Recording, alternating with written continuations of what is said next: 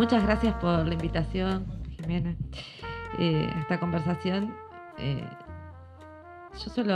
cuando doy clases, me gusta mucho contar la historia de Flora Tristán, además de los textos, porque en parte con lo que vos decías ya está claro, ¿no? Tiene algo de vida novelada, de vida de aventuras, de esa secuencia, ¿no? En Peregrinaciones de una paria, ella en algún momento usa una imagen, que es la imagen que de algún modo organiza el texto que les leeré, que es la de la esclava fugitiva. Y esa situación, uno podría pensar gran parte de los hechos que acaecen a la vida de Flora con esta idea de fuga, ¿no? De salir de una situación de esclavitud y buscar otra zona, ¿no? Una zona liberada. Lo que voy a leer tiene que ver con esta imagen de la esclavitud y fundamentalmente tratando de pensar cómo aparece la imagen de la esclavitud en relación a otra situación, que es la situación de la clase obrera en Inglaterra, y por eso detenerme más fundamentalmente en Paseos en Londres y en parte en la Unión Obrera, el texto de 1843, para pensar algunas cuestiones que en realidad cruzan, rodean la cuestión de la emancipación y la cuestión de lo que es muy contemporáneo a Flora, que es, y a la obra de ella, que va a ser la obra de Engels y de Marx, ¿no? Entonces, pensar ahí la cuestión de la igualdad, pensar la metáfora de la esclavitud en los textos de Flora y también de nuestros clásicos marxistas, a partir de esta imagen de una esclava fugitiva. Les decía que en general me aparece como la idea de cuento y también porque suelen narrar quienes hacen biografías de Tristán que su casa paterna en Francia era visitada por Simón Bolívar y Simón Rodríguez. Entonces esa niña que jugó entre dos personas claves, muy claves de las luchas independentistas en América Latina, al mismo tiempo después se cruza con Marx.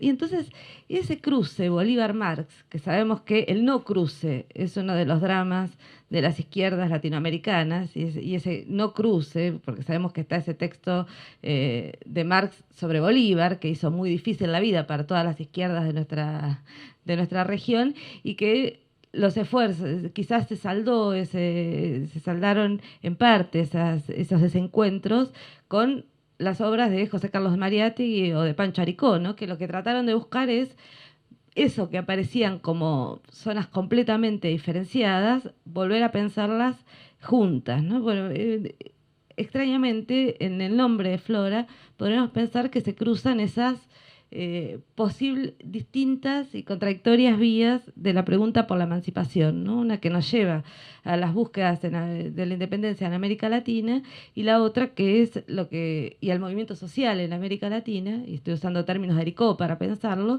y la otra que son los grandes nombres de la teoría crítica, ¿no? Que si Aricó, y tomando a Mariátegui, Aricó pensaba, bueno, esas dos cosas en la experiencia política de América Latina están disociadas, porque por un lado está la teoría crítica y por otro lado el movimiento social, que no pasa por esas formulaciones, ¿no? Entonces, bueno, ¿cómo podemos pensar a Tristán ahí? Pensando también que esa llegada de Flora a Perú terminó en lo que narraba la compañera recién, terminó en un fuego purificador, ¿no? Terminó en los ejemplares del libro de Peregrinaciones de una paria quemados. Y ella, que uno podría decir, Flora es la figura que busca fundamentalmente el fuego de la rebelión, ¿no?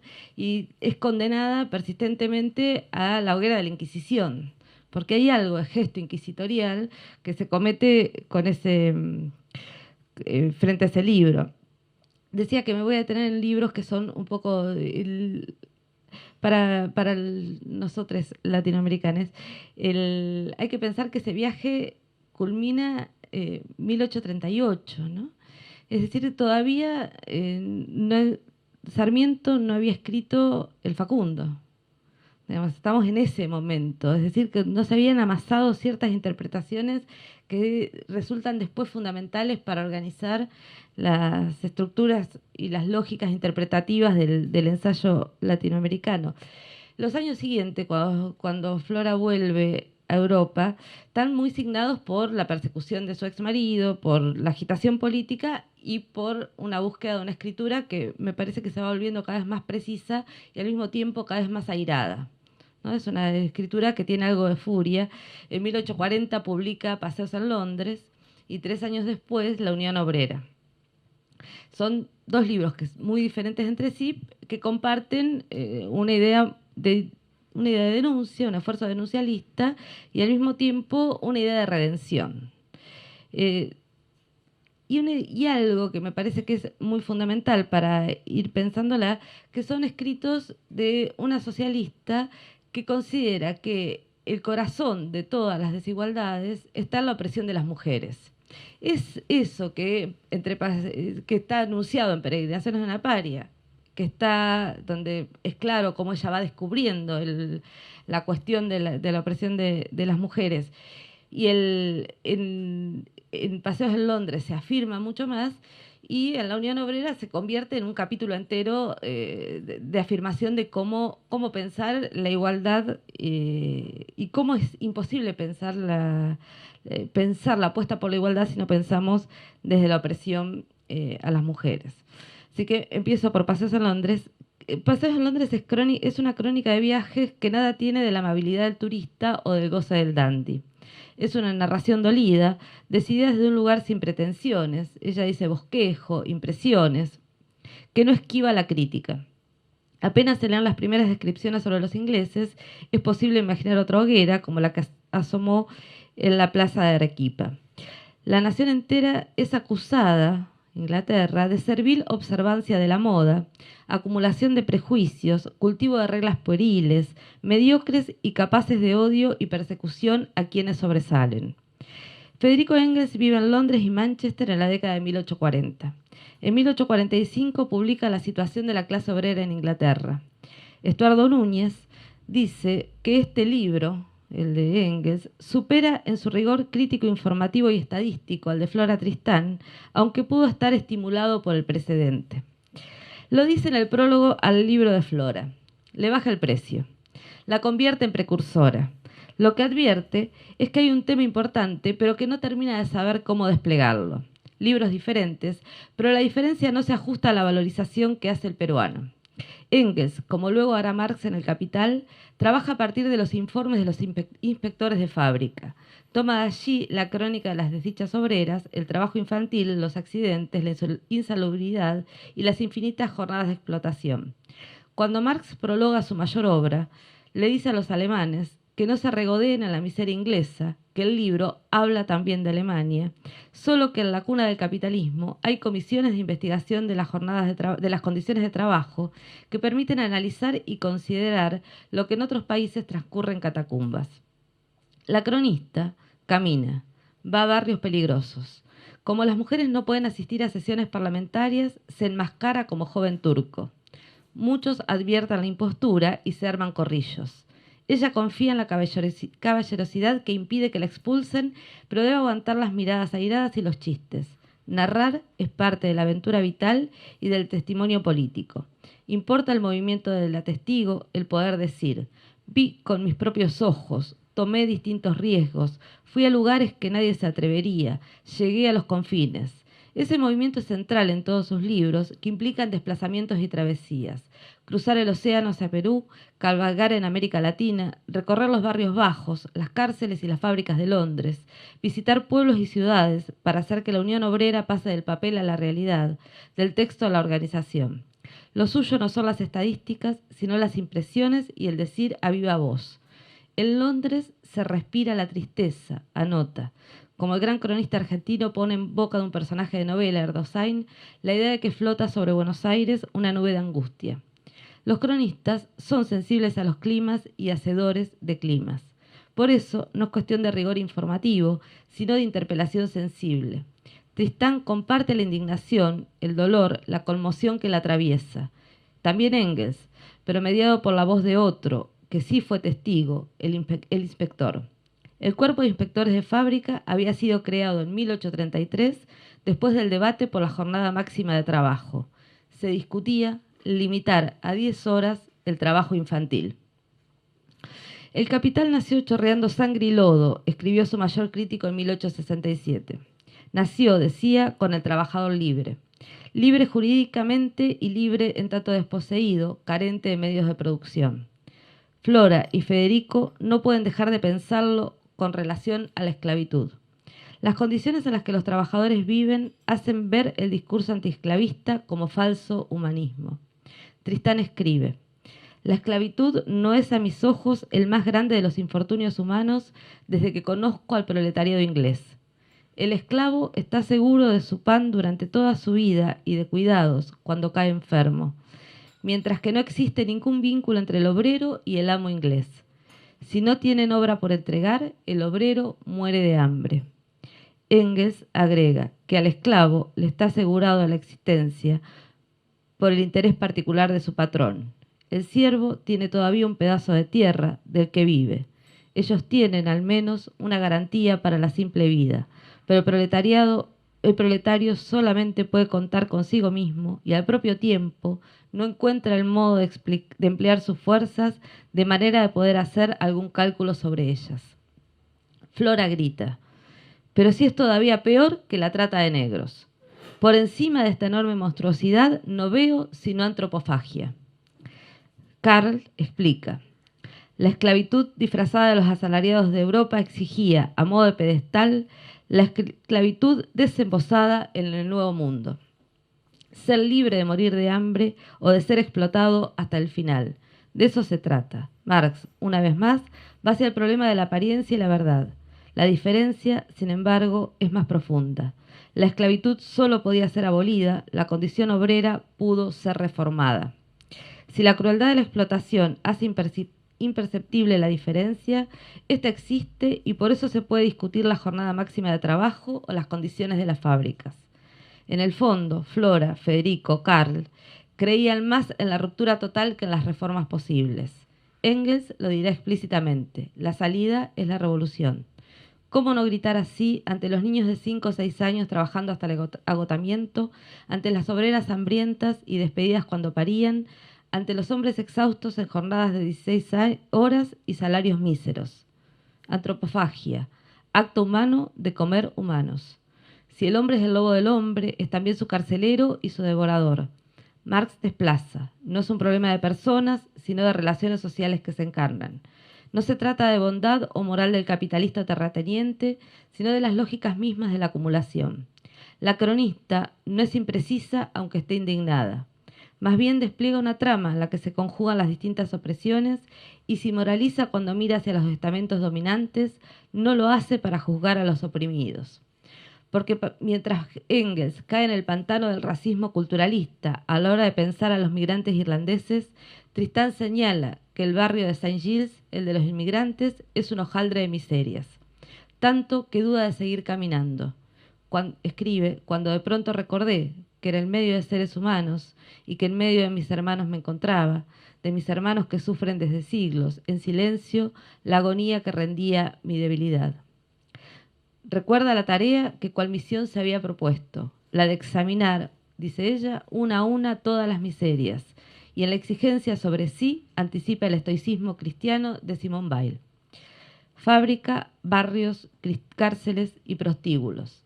La serie de espacios en las que se destruyen las vidas populares. Cuerpos que van de un espacio a otro, tratados y explotados. Como esclavos, vuelve a decir. La trata de mujeres y niños escribe, la lujuria de los ricos entra en el sistema de Malthus para la disminución de la población, y bajo este punto de vista, el regente de la casa de perversión es un hombre de respetabilidad, un hombre útil al país. Porque la población es supernumeraria, muchas vidas pueden ser desechadas, accidentadas en las máquinas, muertas en la prostitución, recluidas en las cárceles. Marx narra la génesis del capitalista industrial como articulación entre distintos procesos. El descubrimiento de las comarcas auríferas y argentíferas en América, el exterminio, escolarización y soterramiento en las minas de la población aborigen, la conquista y saqueo de las Indias orientales, La transformación de África en un coto reservado para la caza comercial de pieles negras caracteriza la era de producción capitalista. Globalidad de la explotación, flujos de riqueza y cuerpos cuyas fuerzas se extraen hasta el final. Pero a la vez, las colonias no solo aportan los metales extraídos con el látigo y los barcos negreros, sino que funcionaron de laboratorio para la explotación del trabajo. Engels muestra que en las minas de carbón inglesas se trabaja igual que las latinoamericanas y que, por tan horrendo trabajo de esclavos, se favorecen las enfermedades propias de los mineros. Si más tarde el bienestar de las poblaciones europeas se garantizaría con el malestar de las colonias, en los inicios lo que se aprende en un territorio se exporta al otro y vale tanto como el oro. Flora perseguía hasta el intento de asesinato por parte de su exmarido. Flora con sus hijos arrebatados. Jueces conservadores que la acusan a ella de disolver el hogar y no aceptan sus denuncias. Mario Vargas Llosa afirma que el haber sufrido el machismo en todas sus formas la sensibiliza ante toda opresión. Una bala queda alojada cerca de su corazón. Los médicos recomiendan una vida tranquila y ella, por el contrario, decide combatir. Sus ojos capaces de comprender el dolor ajeno no surgen de la bala que la busca, sino de su propio impulso libertario. En Perú visita un ingenio y así narra una de las escenas. Entré a un calabozo donde se hallaban encerradas dos negras, habían dado muerte a sus hijos privándolos de alimentos. Ambas, completamente desnudas, estaban agazapadas en un rincón. La una comía maíz crudo y la otra, joven y hermosa, dirigió a mí sus grandes ojos. Su mirada parecía decirme: he dejado morir a mi hijo porque sabía que él no sería libre como tú. He preferido verlo muerto y no esclavo. Después, cuando visito una prisión en Londres, la escena es semejante. Las presas son criaturas desgraciadas, todas del pueblo. Una sola no se inclina. Tiene 24 años y es muy bella. Flora averigua por qué está presa, si en su mirada no hay rastro alguno de mácula. El oficial le explica. La muchacha está embarazada y tiene 3 hijitos, por marido un marinero borracho, y vendió los muebles del cuarto que ocupaba para alimentarlos. La escritora se pregunta por la culpa, a sabiendas que es la sociedad la culpable y no la presa. En silencio, maldice la propiedad privada y el lujo de los propietarios, pagados con la sangre del pobre. Cronista y encarcelada se miran a los ojos. Todo lo que vi en sus ojos de ternura y de fiereza, todo lo que he leído en ellos, escribe. Esas mujeres se convierten en casos ejemplares. En sus encierros se hilan las distintas opresiones. La injusticia, la explotación económica, el aplastamiento patriarcal. Porque los ojos de Flora son, antes que nada, feministas. Sabe que en el fondo de todas las opresiones está la de las mujeres. Toda mujer, pobre o rica, está considerada por su marido, dice, como su cosa, como un mueble que no debe servir sino para su uso. Máquina de fabricar niños. Por eso, a la par que reivindica a Owen, lo hace con Mary Wollstonecraft, nunca me va a salir este apellido, aguda escritora sobre los derechos de las mujeres. A ambos los piensa como precursores de otro tipo de palabras que llegarían, quizás más contundentes o más airadas o más capaces de llamar la atención, palabras individuales o colectivas. La emancipación es una tarea en curso y sobre ella nos ha dicho la última palabra. A la propia Tristán se la considera precursora. Cada tajo en la lengua, en el conocimiento y en la política, como pensaba Borges, relee lo anterior. Flora no dejó de ser leída desde la gran intervención de Marx. En particular, a partir de la afinidad entre su propuesta de la Unión Obrera en 1843, teñida de filantropismo y reformas, y el Manifiesto Comunista de 1848. Afinidad, digo, en su apuesta de construir una asociación internacional obrera. Von Stein escribe que se manifiesta en ella con más fuerza que en los otros reformadores la conciencia de que la clase obrera es un todo, de que debe hacerse conocer como un todo, actuar en forma solidaria, con voluntad y fuerzas comunes, en vistas de un objetivo común, si quiere salir de su condición. El libro de Flora se abre con 2 epígrafes, uno afirmando que todo lo crea el obrero, todo lo que es de valor, y el segundo señalando que la unión hace la fuerza. Flora tuvo la idea de la unión y decidió imprimir el folleto para agitarla. No consiguió editor y emprendió una campaña de suscripciones para financiarlo. Luego seguirían los viajes. Es hermosa la historia, que incluye solidaridad, entusiasmos, complicidades y desconfianzas. Una suerte de profeta roja que va por los pueblos. No tiene la fuerza del manifiesto, pero no es solo su antesala. Es también una disidencia, una afirmación que quedaría desplazada. El llamado de Flora se dirige a hombres y mujeres, a obreras y obreros. Hace la distinción sin diluir en el universal masculino, porque se trata de construir la unión universal de los obreros y las obreras. En el capítulo 3 explica por qué es necesaria esta especial consideración. Las mujeres son las verdaderas parias, las incontables en cualquier organización, las innominadas para cualquier política. Flora recorre milenios de argumentos que señalan la inferioridad femenina. Va de Aristóteles al budismo, acumula citas cristianas y afirmaciones científicas. La cadena de citas no puede ser cadena para las vidas.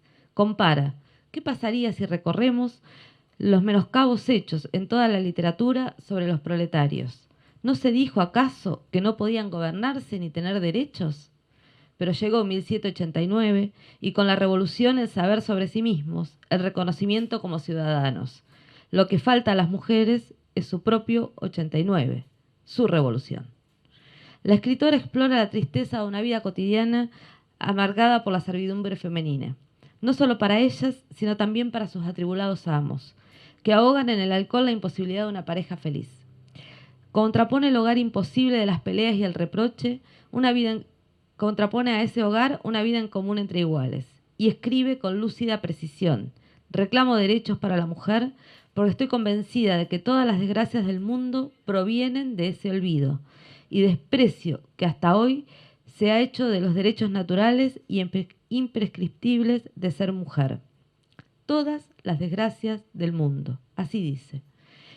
Y eso es lo que queda obliterado en el manifiesto 5 años después. Por eso no es justo pensarla como filantrópica precursora, romántica soñadora de la unión, que otros vendrían luego a pensar con más densidad crítica y apuesta política. Al hacerlo, se borra también la radicalidad de Flora Tristán, el saber que el ladrillo de la desigualdad entre los géneros es clave en la construcción del orden social. La clave de su pensamiento es el problema de la desigualdad. En la Unión Obrera y en Paseos en Londres, cita a Jacotot como autor de un radical método educativo que enseña que todo está en todo. Un siglo y medio después, nos enteraríamos de Jacotot gracias a la excepcional recuperación que hizo Rancière en El maestro ignorante. El filósofo francés leyó ahí la demostración de que la desigualdad de inteligencias es la piedra sobre la que se sostiene toda desigualdad, porque la justifica meritocrática y naturalmente. La enseñanza universal que propugnaba Jacotot partía de un principio. Creo que Dios ha creado al alma humana capaz de instruirse sola y sin maestro. Hace falta aprender algo y relacionar todo el resto con eso según este principio. Todos los hombres tienen una inteligencia igual. Aquel que no se cree capaz de enseñar lo que no sabe a su hijo, aún no me ha comprendido. Flora se atrevió a pensar la igualdad, a imaginarla, a enseñarnos incluso lo que no sabía, y agregaría que nos pudo enseñar eso, incluso lo que no sabía, porque pensó muy claramente que ese trabajador libre que estaba recorriendo, supuestamente libre, en las fábricas londinenses, requería tanto del barco negrero como de aquello que Silvia Federici dice que es nuestro barco negrero, que es la cocina. Bueno, muchas gracias.